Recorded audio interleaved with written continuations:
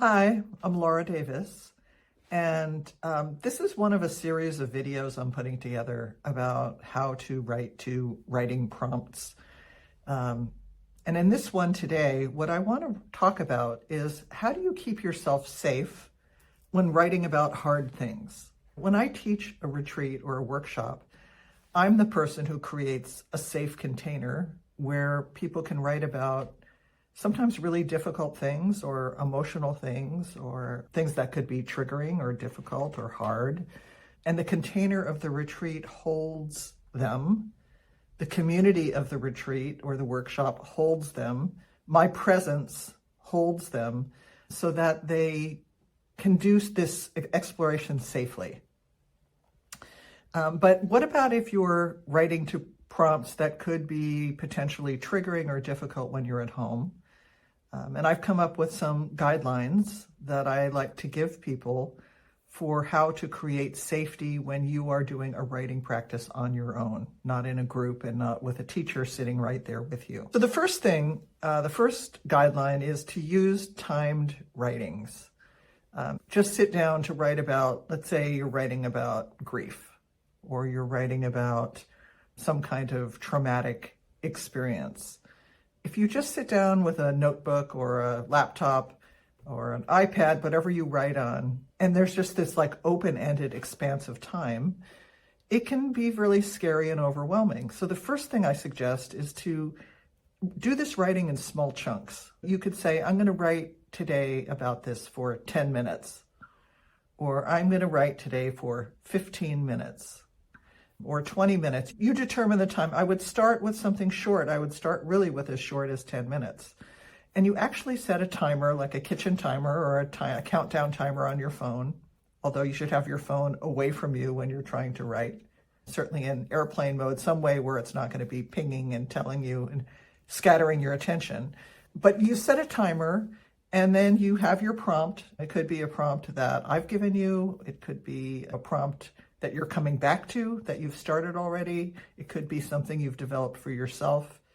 And you take that prompt, you set the timer, and then you write for that 10 minutes or 12 minutes or whatever the time period is, knowing that there's a stopping point and that at the end of that 10 or 12 minutes, you're going to get up and leave it behind, really creates a sense of a container, that this is not going to just completely bleed over and take over your life. And this doesn't mean to say that if you go for 10 minutes and you're totally on a roll and you want to continue, you can't change your mind. You can. It's your practice. But there's something very powerful about setting a timer and limiting the time. The second thing is to explore any issues you might have about writing or keeping a journal. Like, for instance, if you're one of the, unfortunately, hundreds of thousands of people who had a betrayal where someone read your journal, used your words against you, was so critical that of your writing, and put you down, and then you never wrote again for 20 years. A lot of people have these kind of experiences. And if you're writing in a journal, you should definitely explore, are there issues that are going to keep you from feeling like that journal is a safe space to write in? So that's a second thing. It's helpful to have rituals, to create a little ritual for yourself when you're about to write, particularly to a prompt, or you're going to tackle a really difficult scene. You're going to write about something you've never been able to write about before. You're going to write that one scene in your book that you've been putting off forever because it's just too hard to get into. We all know, we all have that material that's like red hot, and we may be really reluctant to go there. And this could be true for it's definitely true for memoirists, but it could be true even in fiction, that there's just something, you have to write a really difficult emotional scene, because even in fiction, you're drawing on your own emotional experience to create a scene that is believable. So whether you're writing specifically directly about your own life, it's like an actor, you are channeling, you are accessing your own life experience, and that in and of itself can be really difficult. So think about things you could do. Some people they'll have a special place they write, or they write this material. They'll put a do not disturb sign on the door. Maybe they light a candle. It could be very simple, or say a prayer or a blessing or an intention verbally say an intention. Some people have a little gong or a bell they ring. The world is endless what you could choose. It should be something suited to you and your beliefs, but something that you can do that will signal the beginning and the end. When I teach every class I've taught for 30 years, I have this gong, right? And at the beginning of class, I ring the gong. And at the end of class, and there's something about that, it sets a container. It's very simple. And you could do the same for yourself. But we want to have a sense that this session is sacred, it's special, that this is different than your mundane life, that you are making the intention to dive deep into some material, and that you're going to create a sacred container around it. In terms of sharing the writing that you're doing, this is also really important. Even though someone might be a great person in your life, your sister, your brother, your wife, your husband, your best friend, your cousin, someone in your writing group, there may be someone who's really a great person. It doesn't mean they're a great person to listen to your writing. And if you're sharing something, particularly something very vulnerable, new, like a brand new first draft, be careful who you share it with. I'll tell you an example from my own life. When I was writing my memoir, The Burning Light of Two Stars, which was about my very tumultuous relationship with my mother, who had absolutely betrayed me in my youth, and I ended up taking care of her at the end of her life when she had dementia until she died. And the book is about our process of estrangement, reconciliation, the struggle of this mother-daughter relationship. And my wife, Karen, I don't share my writing with her when it's in progress.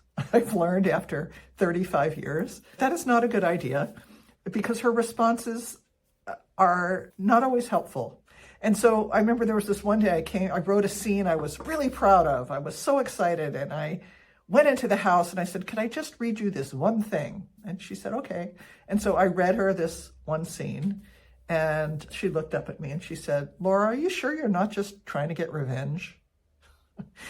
And it was like the worst thing I possibly could have heard. And I stopped writing for 6 months because of that one comment. And she wasn't intending to put a blockade in my writing or anything like that. It's what she thought. She blurted it out, and it was not true. I was not trying to get revenge. And I don't even know where she came up with that. But the point is, know who you're talking to, and really carefully select anyone you might be reading your writing with. That's why I lead writing groups.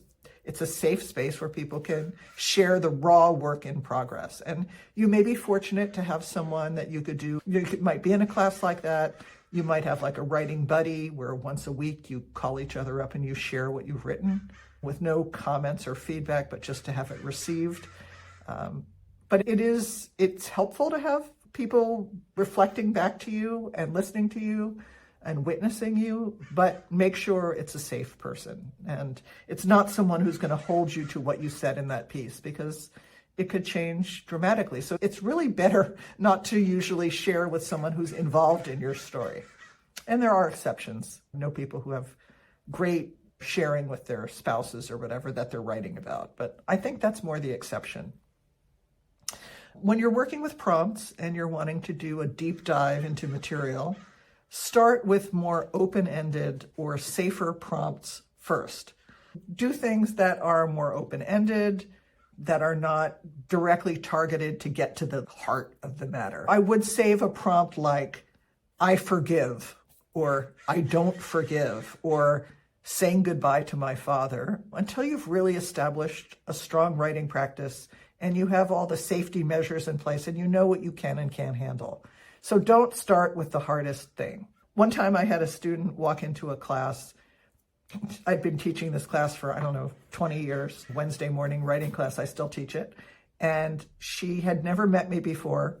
She knew about me from the Courage to Heal. So she knew that I was someone who was familiar with incest.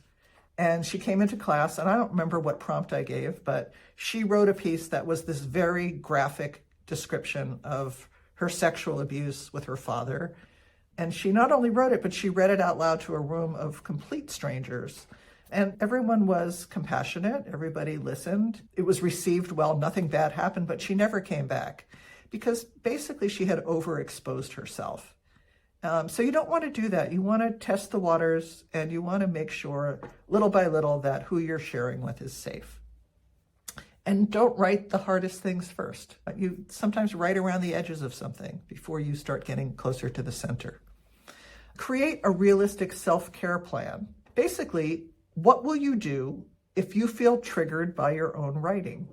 What will you do if strong emotions emerge? If challenging memories break through? Come up with a plan for self-care before you need it.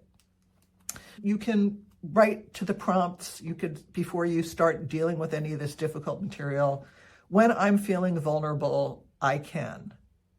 Or if I feel overwhelmed when I'm writing, I will. Or to feel grounded and safe, I can. And if you take the time to do that first, it will really make a huge difference. So the next thing is to use writing not just to reveal, but also to ground. So there's lots of writing prompts that can lead you down a path of cracking things open, that challenge you to go for the visceral material. But you can also alternate those. Like at the end of a writing session, you can do a prompt that's more, tell me about something that brings you joy. Or describe in detail something you love doing with your hands. That's a very grounding prompt. It's very tactile. It's very physical. Or it could be, tell me about a moment of kindness given or received.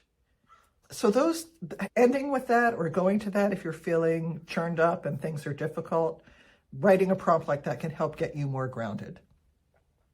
And also, what are you going to do after you write? So you don't want to sandwich, let's say you're going to write something, but you're tackling something difficult.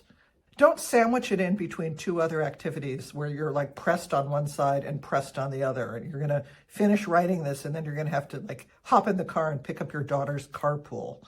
So don't do that. When you're going to write something difficult, make sure there is some spaciousness, time to have a little ritual to get into the writing, and then time on the other side for you to integrate what you've written. For me, it probably would be going for a walk in nature.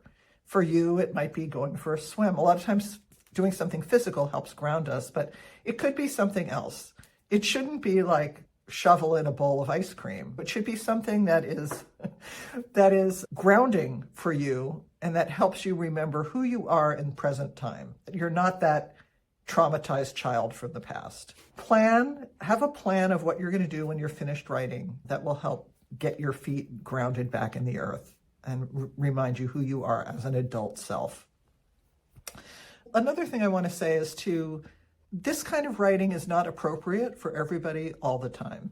And if you find yourself using writing as a therapeutic tool, and what's happening is that you're getting triggered or a lot of traumatic memories are coming up and you're feeling overwhelmed, it might not be the right time to use writing as a tool of discovery in that way.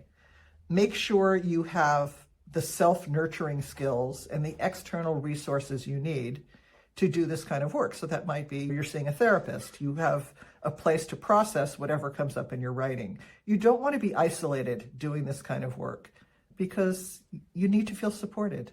The work needs to be supported, to be integrated, and for healing to really occur. The last thing is notice topics you continually avoid as well as your obsessions. The obsessions are the things that we keep returning to over and over again. And sometimes what someone doesn't write about can be as revealing as the things they return to again and again. Anyway, I hope this has been helpful, and I wish you the best using writing as a tool for healing, transformation, discovery. But I encourage you to take these steps to do it safely. Okay, see you in the next video.